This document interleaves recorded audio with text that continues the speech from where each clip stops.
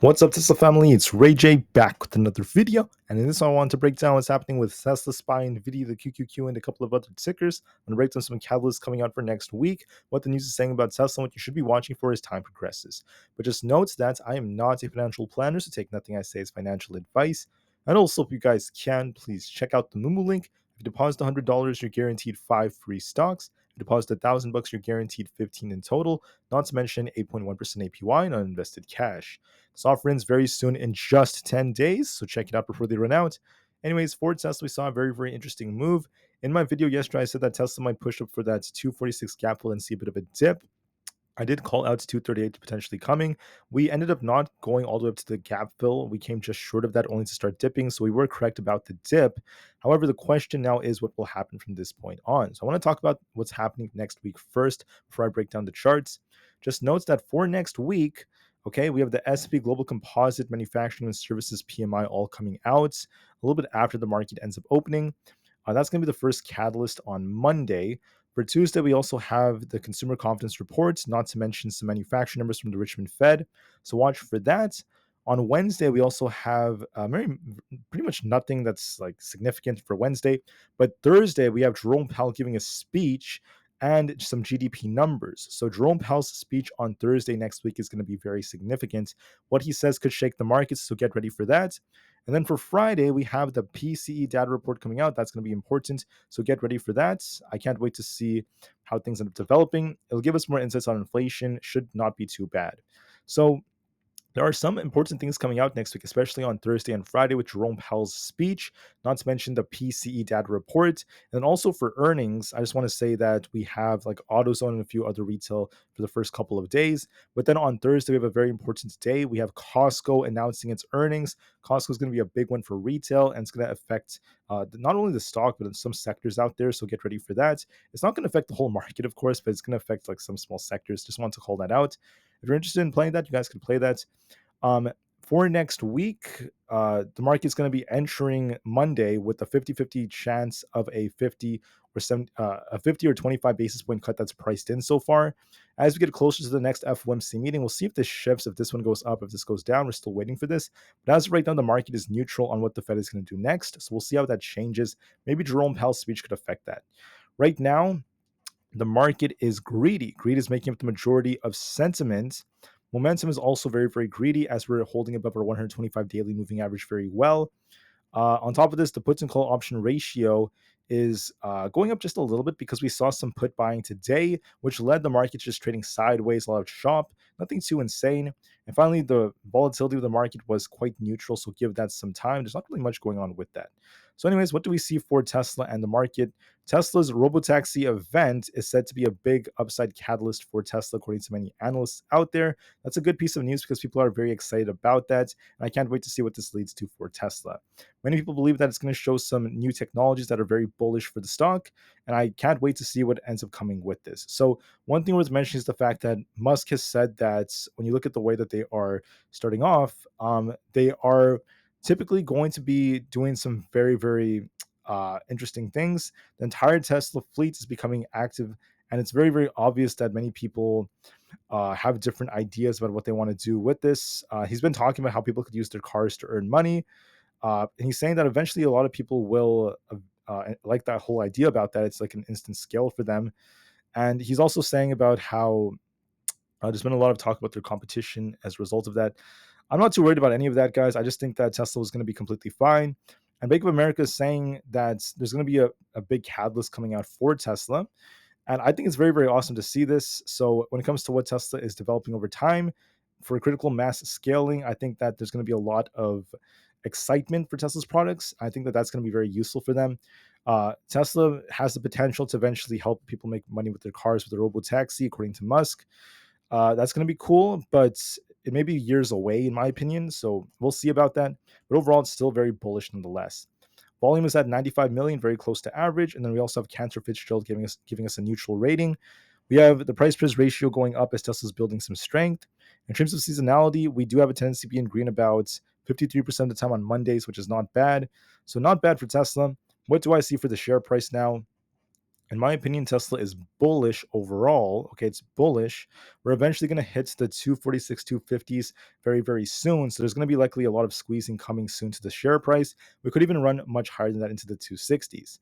But before Tesla gets that run, we might dip a little bit more. I don't think we're entirely done with the dip quite yet. I think what's going to happen is Tesla could be retesting 235. If 235 holds us, that's going to be close to our 20 EMA by Monday. If it holds, we could try to bounce off that and start pushing for 246 again. If we don't hold 235, we could be dipping a little bit lower to either 231 to 229, very close to our 50 EMA, if not the gap area. So either Tesla dips, in my opinion, to 235 and then bounces, or if it doesn't bounce there, we could be dipping down closer to like 229 and then get a bounce near that. That's going to be close to the 50 EMA. So look for a little bit more downside for Tesla, a little bit of a dip, and then it could try to bounce. And overall, the share price remains bullish. Even if we do dip a little bit, it's completely normal. We're only down 2% considering we were up like 7% yesterday. So Tesla is going to be just fine, and they will be running up very nicely for the next couple of weeks. I still see upside potential for Tesla. For SPY, I just want to say that SPY is also trying to hold its support. We have 565 at the 20 EMA as a very, very key level. If we lose 565, we could be dipping back down towards our supports down here in the 561 area.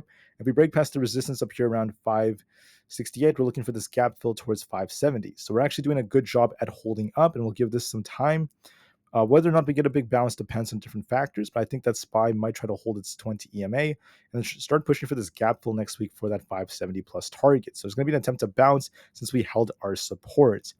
ES is holding its 20 EMA. As you guys can see, we hit this, bounced, hit this, bounced, hit this, bounced very, very nicely. So if we were to lose 57.34, we could be dipping lower. As long as we hold above that, we could try to rebound. We did bounce off this the last time we hit this.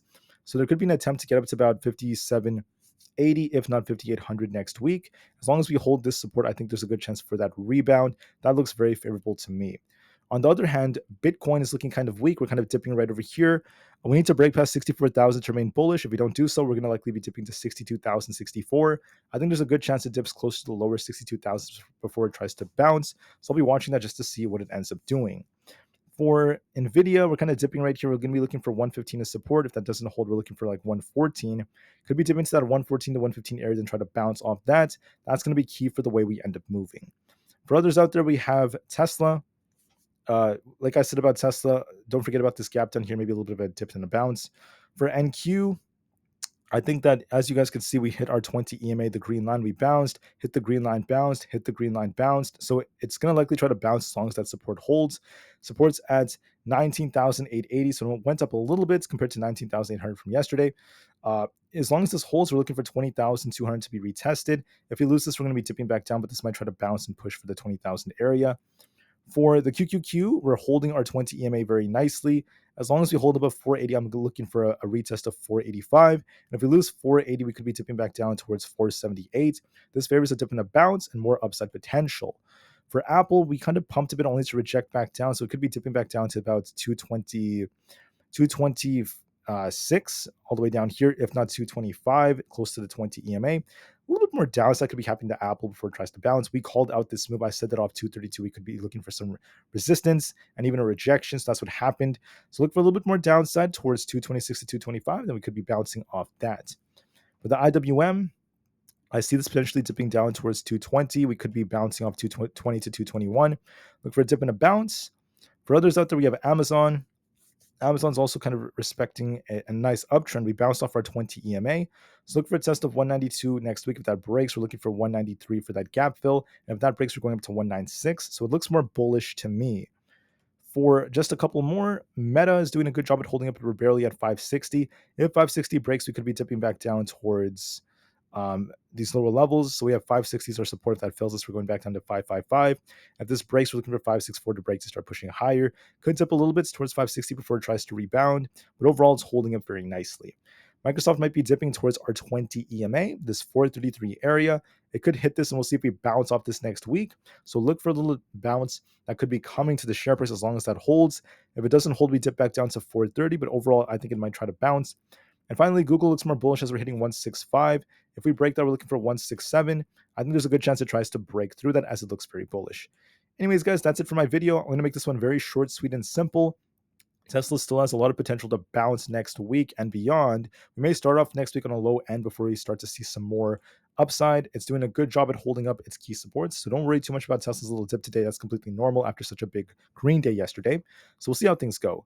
With that being said, I just want to say I really appreciate you guys for listening. I think you guys are just amazing. Please enjoy your weekend. Have fun this Friday. Have fun for Saturday and enjoy what life has to offer if you guys can. But whatever happens, remain optimistic and keep your guys' heads up. Never give up, guys. And I'll see you guys very soon tomorrow for another update. Thank you for listening. Tesla to the moon because the long term is very bright. And peace out.